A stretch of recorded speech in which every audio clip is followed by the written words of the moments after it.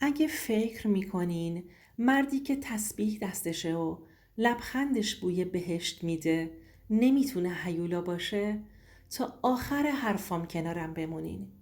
چون تو زندگیم پرده‌ای افتاد که کل زندگیم رو قیچی کرد. سلام، زهرا هستم. شوهرم حسین، همون مردی که همه تو محل بهش میگفتند الگوی تقوا، از جلوی چشمام تیکه تیکه شد و من الان اینجام تا از کشف راز بگم. رازی که هیچ کس حتی تصورش رو هم نمیکنه. میخوام از اول شروع کنم. نه برای اینکه خودم رو قربانی نشون بدم، نه، برای اینکه شما اشتباه منو تکرار نکنین. من و حسین 12 سال پیش ازدواج کردیم. من 22 ساله، اون 26 ساله.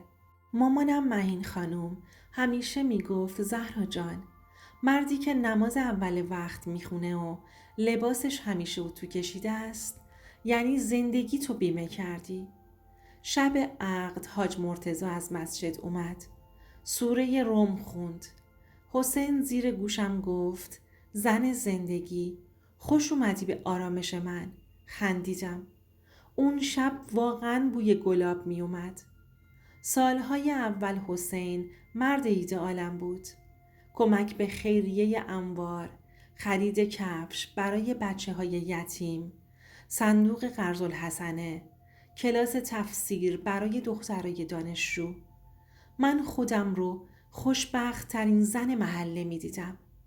نرگس خواهرم می گفت به به، داماد نمونه. سال پنجم حسین گوشی جدید خرید. رمز اثر انگشت، اعلانها خاموش. اول فکر کردم مسائل خیریه است. یه عالمه پرونده کمک. آبروی آدم هاست. خوب طبیعیه. ولی تغییرها مثل موهای سفید بی صدا زیاد میشن. تماس‌ها روی بالکن، سفرهای جلسه قرآن تا دیر وقت، رایحه عطر ناشناس روی یقش، نبوی همیشگی صابون نخل و مهمتر از همه چشمهایی که دیگه توی چشمهام نمی نشستن. یه شب که حسین خواب بود، ساعت 12:30 نوتیف گوشیش اومد. شب خوش قشنگم. فردا همون جا همون ساعت. فرستنده حاج آقا محمود مسجد. قلبم ریخت پایین. حاج آقا محمود قلب قرمز نمیذاره. دست هام یخ کرد. چراغ اتاق خاموش شد. نه با دست من، با عقل من. صبح حسین رفت حموم. من همون زنی که میگفت اعتماد ستون خونه است، رمز رو از رو حرکت انگشتاش حدس زدم. تاریخ تولد خودش. تلگرام رو باز کردم. حاج آقا محمود مسجد باز شد. مریم سات. عکس پروفایل خانومی با عینک ته استکانی. چتها نوشته بود امشب وقتی سوره یوسف رو گفتی دلم ریخت. تو خوب بلدی حواسمو پرت کنی. حسین براش نوشت حواست به ما باشه، کسی نفهمه، تا فردا همون جای همیشگی. مریم نوشت چشم آقا، 3 نقطه و قلب سیاه. از آقا صدا کردنش حالم بد شد. گوشی افتاد. آب حموم قطع شد. من گوشی رو گذاشتم سر جاش. یه لحظه همه جا سکوت شد، اما عقلم تو سرم فریاد میزد. گفتم به خودم زهرا عجله نکن. یه پیامه، یه سوء تفاهمه، ولی شک مثل خراش روی شیشه است. هرچی روش دست بکشی بیشتر میبره. 2 هفته نگذشته بود که گفت امشب خیریه شهر ری هستش، طول میکشه. گفتم باشه. رفت و منم یه تاکسی گرفتم، با فاصله دنبالش. کافه آبان، شیشه های قدی، نور زرد. حسین نشست روبروی زنی با مانتوی قرمز. اسمش سمیه بود. زن مسجدی که همیشه از مظلومیتش حرف می زدن. دست سمیه تو دست حسین بود. یه قاشق کیک شکلاتی، یه خنده، یه نگاه طولانی. مغزم می گفت بودو داخل داد بزن. اما پاهام میگفتن نگاه کن، حفظ کن، سند جمع کن. رسید پرداخت 2 نفره، لاته. اسم وایفای کافه رو حفظ کردم. برگشتم خونه. همون شب آلبوم عروسیمون رو باز کردم و برای اولین بار از دیدن خودم کنار حسین گریم گرفت. وقتی آدم میلغزه دیگه سراشیبی مهربون نیست. رمز اینستاگرامش رو همون تاریخ تولدش گذاشته بود. دایرکت ها مثل اتوبان. ندا الف، اتاق 307 مثل همیشه. کلید رو میذارم زیر گلدون. الهام دانشکده. حاج آقا اون شب گفتین حجاب خیلی جایگاهش مهمه. من هنوز از نگاهتون میلرزم. فرشته شین. شوهرم شک کرده. خواهشاً تماس نگیرید. فقط همون پنجشنبه ها. چت واتساپ با اسم ذخیره برادر مجید. برادر مجید، آقا شماره جدید اون خانم ارومیه‌ای رو پیدا کردم. حسین در جوابش گفت دم شما گرم. انشالله جبران میکنم.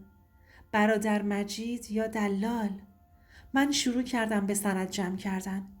اسکرین شات، تاریخ ها، رسید ها. مسیریاب گوشیم رو با کدی روی گوشیش فعال کردم. ندا بوی عطر تلخ میداد. از روی یقه حسین فهمیده بودم. بلک افغان تقلبی. ساعت 9:30 شب مسیر شرق تهران. رفتم دنبالش. حسین وارد آپارتمان بنفشه 3 شد. طبقه 2. من پشت در ایستادم. از توی چشمیه در دیدم. ندا با موهای مشکی باز. پیراهن یقه 7 سبز. صدای خنده. زنگ در رو زدم. در باز شد. ندا گفت بله. حسین از پشتش گفت کیه؟ من گفتم زنش. سکوت مثل گلوله‌ای که توی پنبه شلیک بشه. حسین عقب رفت. ندا گفت خانم سوء تفاهمه. گفتم سوء تفاهم؟ اتاق 307 کدوم هتل سوء تفاهمه؟ حسین گفت زهرا بیا پایین حرف بزنیم. جواب دادم نه همینجا.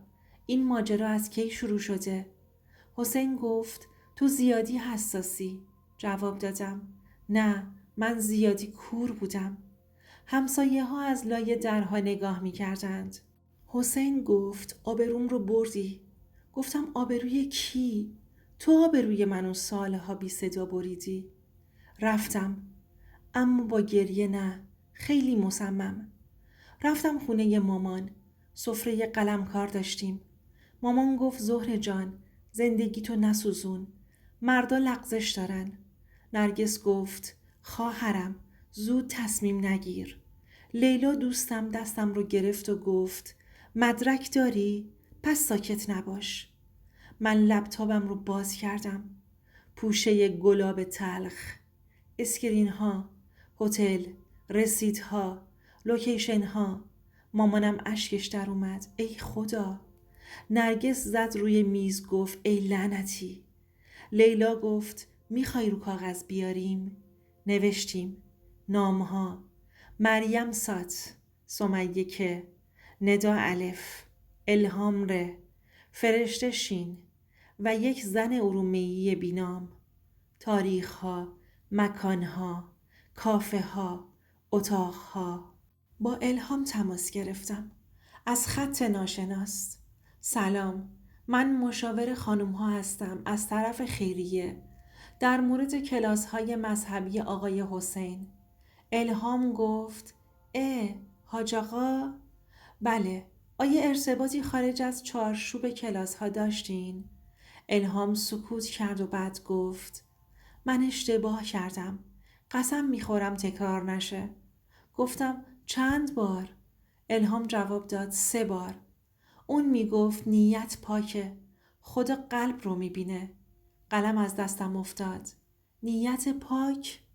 گفتم الهام تو مقصری ولی بیشتر از تو اون مقصره. مراقب خودت باش. دیگه جوابش رو نده. اون گریه کرد. منم قطع کردم و بعدش گریه کردم. رفتم سراغ حاج نعیمی، مسئول فرهنگی مسجد. آقا درباره کلاس‌های اخلاقی آقای حسین شکایت دارم. حاج نعیمی گفت شکایت؟ حسین که مثل پسر منه. گفتم مدارک دارم. حاج نعیمی عینکش رو جابجا کرد. خواهرم، آبروی مومنه. گفتم آبروی مومن؟ مؤمن؟ فلش درایو رو گذاشتم جلوش. گفتم اگه امروز جدیش نگیرید فردا جلوی همه میگم. اون روز برای اولین بار دیدم قدرت از سند میترسه. قرار شد حسین تا روشن شدن امور کلاس ها رو تعطیل کنه. این یعنی اولین ترک رسمی در نقابش. شبها ضبط میکردم صدامو. زهرا امشب نخواب، بنویس. چرا عاشق نقاب شدی نه آدم؟ چرا وقتی گفت جلسه قرآن داره تو به بوی عطر تلخ شک نکردی؟ چرا وقتی برادر مجید زنگ زد تو نگفتی چرا؟ نیمه شبه. من با خودم صادق شدم. پشت هر خیانتی سکوتی هست که ما با ترس میسازیم.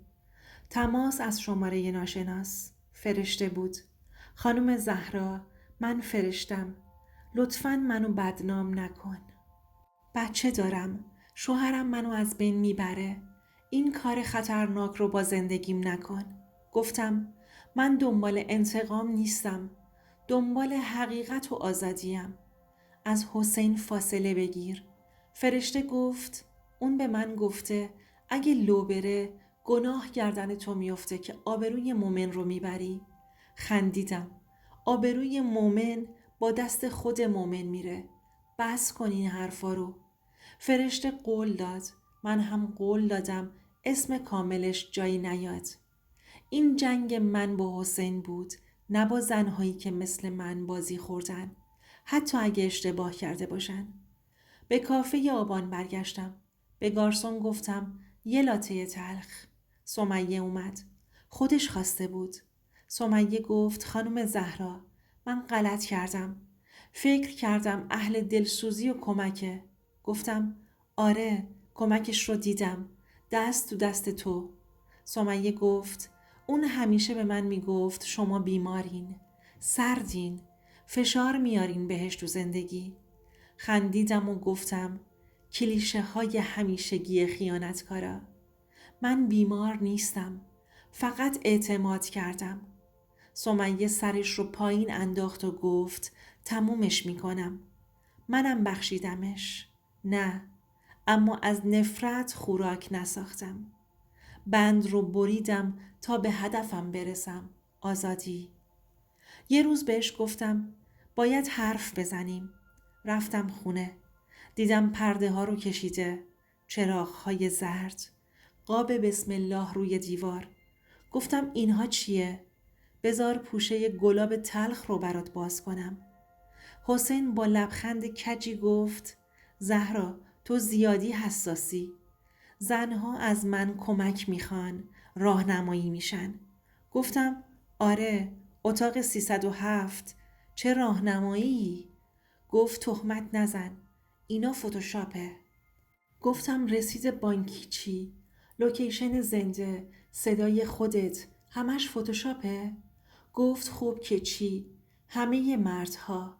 حرفش رو قطع کردم و گفتم همه مردها نه، همه دروغگوها همینن. حسین با صدای بلند گفت تو زن هستی، نیازها رو نمیفهمی. جواب دادم من زنیم که حد فهم و حرمت رو میفهمم و امروز میفهمی که رفتاری که داشتی پیامد داره. کلیدها رو گذاشتم روی میز. حلقه رو هم. گفتم من فردا دفترخونه ام. یا با احترام میای یا با وکیل میام. حسین به قاب بسم الله نگاه کرد. شاید برای اولین بار معنیش رو فهمید. رفتم پیش وکیل خانواده. وکیل گفت مدارکت قویه. شهادت‌ها، اسکرین‌ها، رسیدها. میخوای مهریه رو اجرا بذاریم؟ گفتم مهریه حقه، اما بیشتر از پول آزادی میخوام. و صلح‌نامه‌ای که برگرده قسمت من، آرامش. وکیلم گفت باید درخواست طلاق بدی. به استناد یه عسر و حرج، خیانت مکرر مصداقشه. پرونده رو ثبت کردم. پیام اومد برای حسین. اون شب زنگ زد. گفت زهرا آبرومو میبری. گفتم من؟ آبروت رو خودت بردی. من فقط پرده رو عقب کشیدم. حسین گفت برمیگردی؟ با خنده جواب دادم به کجا؟ به اتاق 307. حاج نعیمی بهم زنگ زد. دخترم چشم پوشی کن، آبرو در میونه. جواب دادم حاجی، آبرو یعنی اینکه زنها تو کلاس امن باشن و شوهرها نمایشی از تقواشون نگن. من از شما فقط یه چیز میخوام، سیستم نظارت، نه پنهانکاری. حاج نعیمی جواب داد باشه، پس یه جلسه میذاریم. شاید دیر بشه ولی قدمی میشه. شبی که عقد کرده بودیم رو یادمه. حسین گفت زندگیمون ساده است اما صداقت توشه. من اون موقع معنی صادق نبودن رو نمیفهمیدم. حالا میفهمم. صادق نبودن یعنی هر شب یه نسخه جدید از خودت رو به آدم‌ها بفروشی. به من شوهر، به مریم آقا، به سمیه نجات دهنده، به الهام استاد اخلاق، به فرشته تکیهگاه و در واقع هیچ کدوم نباشی. صدامو ضبط کردم. زهرا تو مقصر اعتماد کردنت نیستی. مقصر اونیه که اعتماد رو سرنیزه کرد. اما از امروز تو مرز داری. روز موعود رسید. راهروی دادگاه خانواده، صندلی های فلزی. قاضی گفت خانم زهرا مدارک. وکیلم گفت قربان، پیوست 1 تا 12، اسکرین گرفتن مکالمات، رزرو هتل و شهادت خانم ها داخلش هست. حسین جواب داد اینها همه توطئه است. قاضی در جواب حسین گفت آقا، توطئه اینه که اسم مردها رو روی گوشی بذاری تا قلب قرمز بفرستن. اینو با لبخند کمرنگی گفت. حسین دیگه ساکت شد. قاضی با توجه به محتویات، عسر و حرج، احراز می گردد رأی طلاق. اون لحظه زنجیر از پام باز شد. من گریه کردم، ولی گریه سوگواری نبود، گریه تولد بود.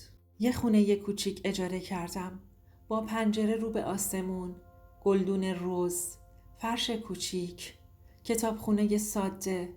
لیلا اولین مهمانم بود. نرگس برام یه قاب عکس آورد که خودم بودم فقط. مامان غذا پخت. گفت زهرا جان من اشتباه کردم. من دستشو بوسیدم. مامان ما همه یاد میگیریم. تماس از شماره ناشناس. مریم بود. ببخش. گفتم تو خودتو ببخش، ولی خودتو گول نزن. دیگه با نقاب ها زندگی نکن. مریم جواب داد باشه و بعد قطع کرد. الهام، سمیه، مریم، فرشته، ندا، هر کی که اسمش نیومد. اگر کسی با آیه و روایت مرزها رو شکست، بدونین که مشکل از دین نیست. از آدمیه که دین رو نردبون خواسته. از جیب شما و روح شما بالا میره. مرز بذارین. نه گفتن عبادته وقتی که از شما سوء استفاده میشه. چند ماه بعد حسین رو توی بازار دیدم. نگاهش خسته بود، ریش نامرتب. اومد جلو. گفت خوبی؟ گفتم آره، سبکبالم. گفت نابودم کردی. گفتم نه، من فقط آینه گرفتم جلوت. تو هم خودتو دیدی؟ جواب داد کاش نمیدیدم. گفتم کاش قبل از شکستن من خودتو میدیدی. اینو گفتم و رفتم. پشت سرم چیزی نذاشتم جز رد پای زنی که از بین آب و آتش گذشت. دوستان من، شمایی که تا اینجا موندین، شما شاهد زندگی واقعی بودین، نه افسانه. این داستان واقعی یه زن بود از همسر مذهبیش که راز شوکه کننده داشت. راز روابط مخفی با زنان مختلف. اگه اشکاتون در اومد، اگه عصبانی شدید، اگه قلبتون تند زد، بدونین طبیعیه. ما سالها عادت کردیم به سکوت، ولی سکوت کندترین شکل مرگه. به ظاهر هیچ کس اعتماد 100% نکنین. تقوا اگه واقعی باشه نیاز به نمایش نداره. نشانه ها رو جدی بگیرین.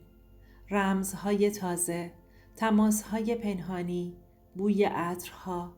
سند جمع کنید. احساساتتون محترمه، ولی سند ابزار آزادیه. حمایت بگیرین. دوست امن مثل لیلا، خانواده، مشاور، وکیل. تنها نجنگین. نه گفتن رو تمرین کنین. مرزدار بودن بی ادبی نیست، خود دوستیه. و اگر الان خودت وسط یک کشف رازی، اینو از من داشته باش. تو شکسته نیستی. تو در حال پوست اندازی. درد داره، اما بعدش میدرخشی.